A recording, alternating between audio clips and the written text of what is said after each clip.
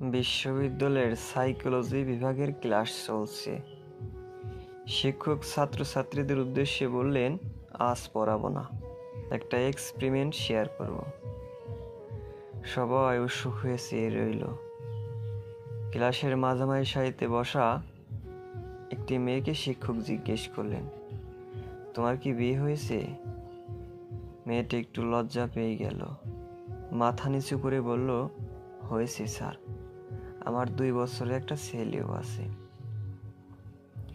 শিক্ষক হাসি হাসি মুখ নিয়ে মেয়েটিকে বললেন, আজকের জন্য তুমি শিক্ষক, এই নাও চক ডাস্টার, যাও ব্ল্যাকবোর্ডে তোমার প্রিয় 10 জন মানুষের নাম লেখো। মেয়েটা বোর্ডে গিয়ে 10 জনের নাম লিখল। শিক্ষক বললেন, এরা কারা? ডান পাশে তাদের পরিচয় লিখো। মেয়েটা তাই করল। বাবা, মা, স্বামী, সন্তান, বড় বোন, ছোট ভাই, 1 জন বেস্ট ফ্রেন্ড, 3 জন ক্লাসমেট। বর্তমান তারা 3 জনই ক্লাসে আছে। এবার শিক্ষক বললেন, লিস্ট থেকে 3 জনের নাম মুছে দাও। মেয়েটি তার ক্লাসমেটদের নাম মুছে দিল। শিক্ষক মুচকি হেসে বললেন, আরো 3 জনের নাম মুছো। মেয়েটা এবার একটু চিন্তায় পড়ে গেল। ক্লাসের অন্য স্টুডেন্টরা এতক্ষণে বিষয়টি সিরিয়াসলি নিল।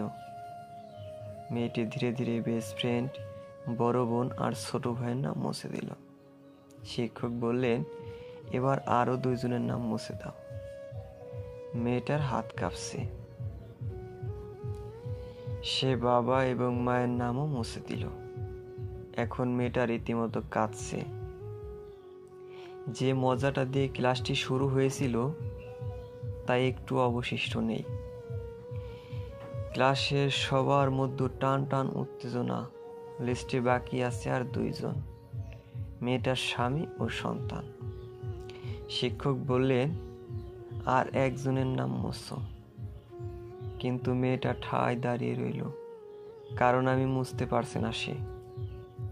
শিক্ষক বললেন, মাগো, এটা একটা সাইকোলজির খেলা, জাস্ট প্রিয় মানুষদের নাম মুছে দিতে বলছি, মেরে ফেলতে তো বলিনি।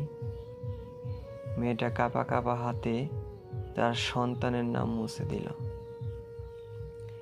শিক্ষক এবার মেয়েটার কাছে গেলেন, পকেট থেকে একটা গিফট বক্স বের করে বললেন, তোমার মনের উপর দিয়ে যে ঝড়টা গেল তার জন্য আমি দুঃখিত। এই গিফট বক্সে 10টা উপহার আছে, তোমার সব প্রিয় মানুষদের জন্য। এবার বলো, কেন তুমি নামগুলো মুছলে? মেয়েটি বলল, প্রথমে বন্ধুদের নাম মুছে দিলাম, কারণ তবুও আমার কাছে পরিবারের সবাই আর বেস্ট ফ্রেন্ড থাকলো।